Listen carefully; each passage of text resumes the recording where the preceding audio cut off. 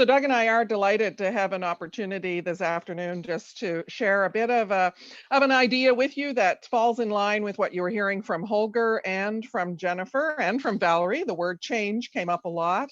The word impact comes up a lot as we think about what we do, because I'm sure everybody can recite our vision statement around seeing a world where people unite to take lasting change. We want lasting change, right? Take action for lasting change around the world in our communities and in ourselves.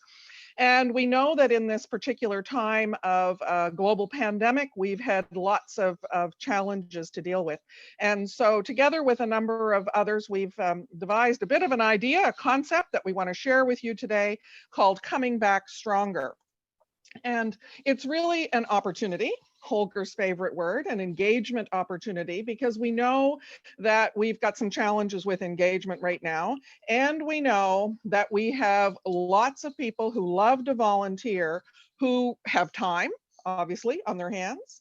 They have resources. And right now, during a pandemic, they have some well-being issues. We can hear it every day. I know on the news, pretty much every single day, we hear about the challenges that people are facing with being isolated and being at home.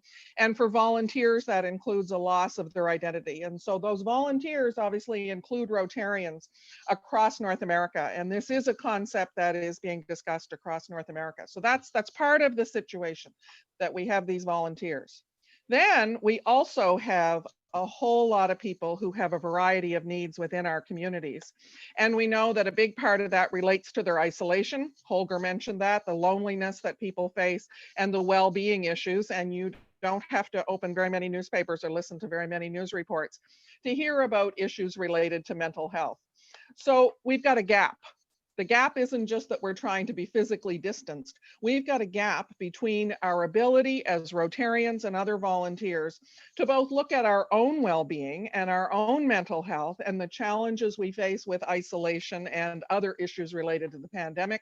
And we've got all of these people in our communities who are struggling with a range of different challenges. Many of these are seniors, but many are also single moms and others, and they're the volunteers themselves whose identity might be wrapped up in going to volunteer at the school, doing school lunch programs, breakfast programs, hospital volunteering, all of the things that we're not able to do.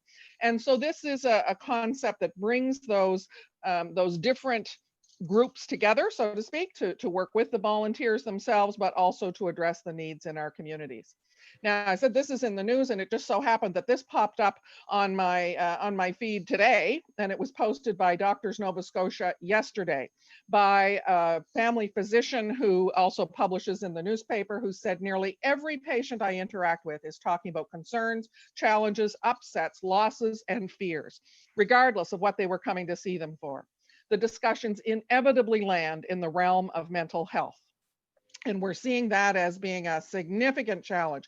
People have been also telling me that they felt alone, and they assume that they're the only one struggling. This is an opportunity for Rotary to take a very significant role in doing something with an impact that really addresses this, because we know that the collateral damage of what we're seeing right now with this pandemic can be astronomical. And that's both for ourselves as volunteers and the people in our communities. Doug. Thank you, Louisa. Before I go any further, I really want to honor and acknowledge Ian and John and your teams for putting together the program that you did. I participated in the Indigenous Relations session. That was awesome. And I think I established some really good connections out of that. So I just really wanted to acknowledge that. And I also want to point out, Louisa and I don't have any intention of speaking at you for the full 30 minutes. So if there is time and there is an opportunity, we would really welcome comments, feedback, suggestions in chat once you've heard about it. So Louisa and I have been thinking about this and talking about this for a number of months now. And as we got deeper and deeper into the conversation, what began to happen is that we began to have a better and better understanding of resilience and what resilience really involved. And a lot of that comes from, thanks to Dr. Michael Unger and his team at the Resilience Resource Center that Louisa connected us with out of Dalhousie University. And they have a fundamentally important way of framing our understanding of resilience that really, really is important for us. Most of us think about, well, resilience is being tough, being rugged, and just responding to the adversity that we face and then getting on with it. But in fact, it's much more than that. It's two things, R2, ruggedness and resourcefulness. It's all about how strong and rugged we are, yes, but it's also about our ability to tap into resources. Okay, Louisa, next slide. So you can see if there are a few problems, we really can rely on ourselves to solve the problems because the need for resources isn't very great. Next one. When problems are many and complex and when they increase, we need more resources. And we fundamentally have to be able to tap into those resources. And if you think about your own life and your own experience, and when you've encountered the many difficulties that we all face, you have reached points in time where your ruggedness was called upon, but also your ability to tap into resources. And you either had the capacity to do that, or you had someone or some group of people that helped you to do that. Okay, Louisa? So when we're in a pandemic, I should point out these slides are from Michael Unger at Dalhousie University. When we're in a pandemic, we're really challenged and our resources are stressed. So our challenge is to learn and understand how we can begin to respond to that. Louisa. And here you see what Dr. Unger has framed as for us to really understand in more detail the rugged qualities, and they've done an enormous amount of research, the rugged qualities that help us be able to respond, things like gratitude and self-confidence, our ability to problem solve, to be physically active, to eat well, get lots of sleep, have an optimistic approach. Those are fit into the resources that we need. And what we need are structure, culture, basic needs, a sense of accountability and responsibility, a powerful identity, a sense of control, and supportive relationships. If we have one without the other, we do not have the strong ability to come back stronger. If we have ruggedness, but we don't have the ability to tap into resources, we can't move forward. And if we have the resources but aren't rugged, again, we can't move forward. Louisa. So this inspired us, this thinking and working with Dr. Unger, as well as some inspiration from an initiative that started in the United States. It's kind of come and gone a little bit, but it was a very inspirational idea where Rotary was involved with a number of partners that were looking at mobilizing 1 million volunteers. They had a big goal. And it had varying success in different parts of the country, but it was very inspirational in terms of the recognition that for Rotary to really have more impact in our communities and to grow. We talk a lot about growing Rotary, but we know that's not likely to happen by onesies and twosies as we go forward. And we need to find ways to spread our reach in different ways. And that's part of the thinking around this Shaping Rotary's Future. I had asked Holger about that because I've been involved in a number of those conversations about the significant shifts that are being considered both structurally and organizationally in terms of what Rotary will need to look like going forward, because it will need to look quite different, not just because of COVID, but just because of the continued challenges from a membership perspective and a recognition of the impact that we've had and how we could do better with that. And so partnerships are a key part of that. And that's something that we've worked on a bit in this district over the last little while. And it's a core part of this particular initiative. It's about having partners and not attempting to just be Rotary that does one thing ourselves, not that there's anything wrong with that, but to have a huge impact on a very significant community issue, we would need partners. So the initial partners that we have been collaborating with in putting this whole concept together have been the United Way of Halifax. However, what you need to know is that the United Way of Halifax entered into these conversations only because they saw this as a way for them to bring together United Way all around Atlantic Canada. And so they have already done that. And we've had letters of support from the United Way in Calgary and elsewhere. So every conversation that we've had across the country has led to more support. So United Way of Halifax is listed here because they were the initial conversation that we had, but it has already spread farther in terms of interest from United Ways elsewhere. Similarly, the Community Foundation of Nova Scotia has been part of the conversation right from day one. And you may know we had a relationship last year with the Community Foundation of Prince Edward Island to look at an initiative to start figuring out how does Rotary do these kinds of bigger partnerships. Well, again, the Community Foundation of Nova Scotia was interested if, in fact, we were looking at it at least Atlantic. So they've talked to their partners and we've had conversations with them as well. But the Nova Scotia group was the initial one. And then, of course, as Doug mentioned, the Resilience Research Center at Dalhousie University with Dr. Michael Unger, who's a world-renowned researcher and consultant around building resilience in individuals and in communities.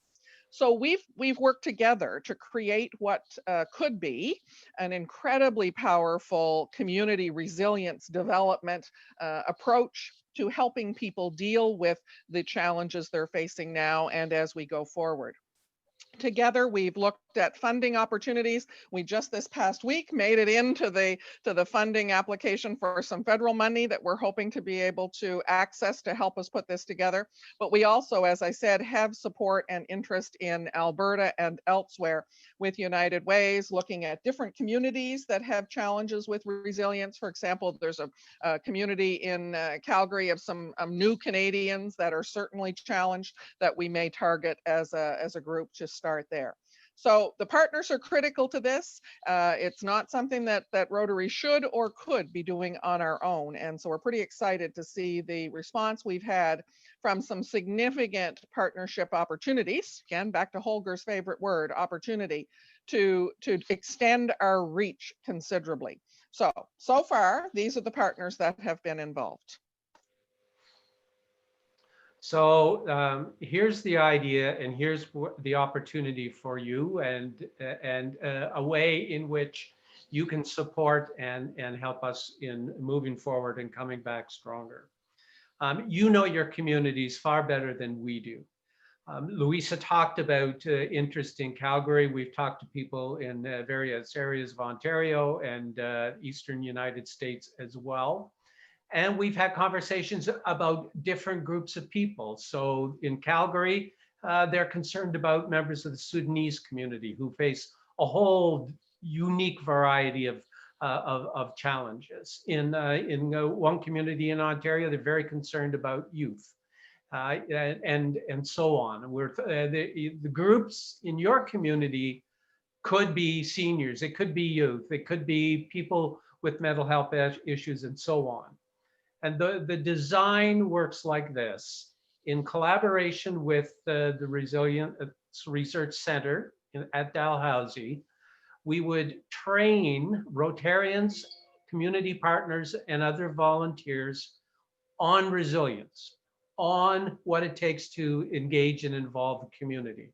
So the result would be that you as Rotarians or others would be better prepared to understand your own capacity to come back stronger, but more importantly, to begin to work with others to help them to do the same.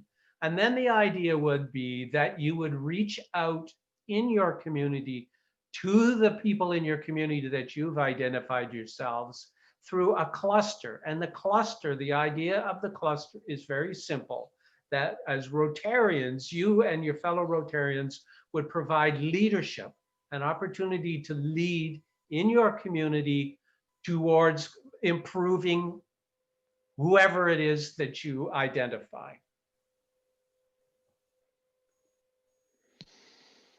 Awesome. So that's the concept. Now that probably still, you're probably still thinking, what does that actually look like and what does that mean?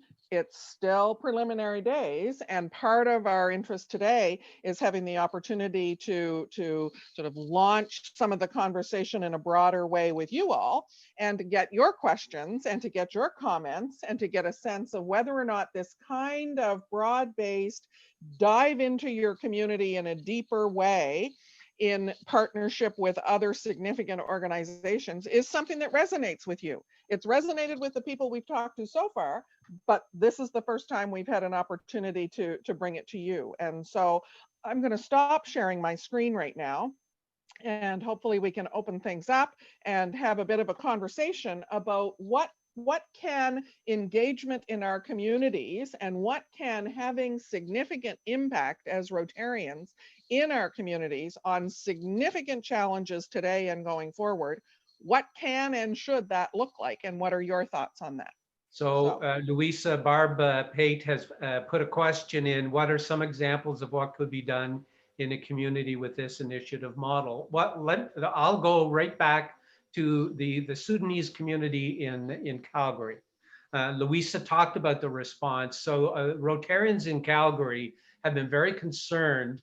The rate of infection in the Sudanese community in Calgary is way above that of the general population. Part of the reason for that is a lot of those folks are people who work in the meatpacking industry. And you probably have seen the press in relation to that. So how this model would work with them is as good an example as any.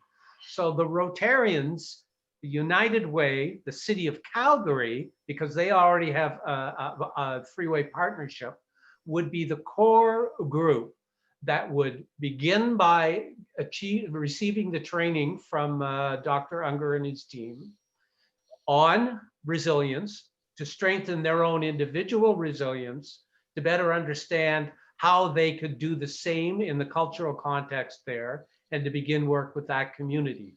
But to begin to work with that community in the way that works for that community, which would be entirely different than, say, the group of youth in the Ennismore area of Ontario. Or another example could be, I'm personally aware of a number of volunteers in the Halifax area, mostly retirees, who volunteer actively in a couple of different areas. Some of them are volunteers at the hospital and go there 3-4 times a week pre-COVID. Or they're very involved in cultural volunteering. So for the symphony, for example, Symphony Nova Scotia, and they're there 3 or 4 times a week. That's been gone for months. So those folks now have had their own identities really challenged by this. And it's very hard once those habits have changed to come back. And even if everything turned around in a couple of months and the vaccine is available and we're all able to go back out and do those things, many people are not going to be for quite some time. That group of people is struggling from a resilience and an isolation perspective. And maybe they're targeted with trained Rotarians, some of whom could also be those volunteers, who then can address some of the issues within that particular group, if that's who they choose to work with. So if I can just build on what Louisa said, one, we probably haven't been clear enough is Rotarians in their clubs have been particularly challenged. It's not just volunteers, it's us as Rotarians in our ability to do what we want to do as Rotarians. The way we meet has been challenged. We struggle to do that. We have clubs that have gone dark, that are waiting for it to pass so that they can get back to doing things the way they were. Well, we can't look at doing things the way we always have. When the pandemic passes, when we all have our vaccinations and we're feeling comfortable, the world is going to look quite different. The expectations people have are going to be quite different. So this creates an opportunity for us as Rotarians to be leaders in our community, to bring ourselves and our clubs back together in a new way for a different purpose. I just had a comment on chat, which is an excellent one, about the fact that we mentioned the United Way and community foundations as potential partners, and I didn't mention Toastmasters. And that's true. Toastmasters are an excellent opportunity in terms of how this can go forward. We started with the United Way and the community foundations because we had a structure there where the leaders of those groups could very easily mobilize regionally, and they are organizations that are built on volunteers in the community now. So we wanted the United Way, which obviously is very well aware of where some of the most significant needs are in the communities from the groups that they work with, and the Community Foundation, which is very focused on building capacity and developing ways for communities to be supported. And so we started with them, but that's by no means an exclusive list of partners. And the Toastmasters would be an awesome one to add to that once we get the concept fully worked out with our volunteer partners. But thank you for bringing that up. So Martin asked if we had more detail. And for those of you who are interested, Martin, I'll send you a document that we put together. And if others are interested in being able to read in more detail, the background, the concept, and the context, we would be more than happy to share that with you. We've had I'll just say we've had the opportunity to really have to think about it because of a couple of different funding opportunities that we applied for. So one was a very extensive application process, which we were not successful with, the first one, but that was okay. We didn't expect to be, but it was a great way to help us bring some of it together. And then this past week, as I said, we submitted an application for some federal funding, which our local MP, Andy Fillmore, wrote a letter of support for. So I'm quite hopeful about that one, because having his letter of support doesn't hurt for some federal money, as well as an organization in Nova Scotia called Aging 2.0, which is a very active group working with seniors and with the well-being of seniors that would also be an excellent partner. So those things have given us the structure and sort of forced us to be able to write some things down about it, but it's still very conceptual and very much coming together as an idea at this point. So quickly, because I see time is the number of things have come in. Alex asked about the training. So one of the issues is we need money, and we need money so that we can engage with the Resilience Research Center. The training they would provide would be much more in-depth training on resilience and the concepts of resilience, the concepts of community activation, community development. And so on. And a key piece to link that into the comment from Lorianne, that would become a piece of the training. So moving from doing for or doing to people to engaging and doing with, because that's the key. This is not about us going and being do-gooders. This is about finding a means and a vehicle that we can become partners with, not just other organizations, but other people to improve everybody's resilience. Another thing I should add that I didn't mention before is that we did 2 significant focus groups. We had some Rotarians involved, but we also had volunteers that were identified through the United Way and the Community Foundation. So over 50 people in total participated in 2 facilitated focus groups that Dr. Unger facilitated. And he was able to then put together what would be an outline of some initial curriculum. And we were able to support that with some funding that was freed up by things that I did not do last year in serving in a leadership role. There was obviously some flexibility with budget towards the end of the year, especially without a lot of travel happening. And so we were able to do that initial work with Dr. Unger just to get a bit of a validation and an idea of how this might work. So that was an important piece of this. And someone asked if ISANS, the Immigrant Settlement Association of Nova Scotia, would be a potential group that we would work with. And absolutely, that would be the sort of group that through the United Way and others could be identified as being a community to start with or have a cluster. So I see a number of people have asked for a copy of the document. So we'll work with Holly to grab the names and we'll send everything out to you if you've asked for it. So I see a question: is the ultimate goal to filter funds down from the district to clubs for collaborative community projects? That was certainly not a goal at any point in the process. The goal right from the beginning was impact. How do we have more impact, and how does Rotary play a more significant role in addressing the most critical community issues that we have, and how can we do that through development of partnerships? So there was never any thought, and now that you mention it, it's an interesting thing to think about in terms of how there could be funding for it, but that was never part of the thinking. Yeah, it is interesting. I have to give some thought to that. I think really the model is going to rely on you in your community to identify what the issues, the unique issues in your community are. But also we need your help to find the money. Frankly, we need money to get the training. It is working with Michael to this point in time. They've got gold that we just need to, we would benefit significantly from. So, but it has to build, we got to build it from you and from your community. And just to give you an idea of the kinds of things Michael Unger does, he works around the world on resilience projects. So one of his projects right now is working with young people in a small community in northern Alberta that is struggling with the loss of oil and gas as a core of their economic base. And so those young folks are struggling with addiction problems, with suicide, with leaving their communities. There's all kinds of things.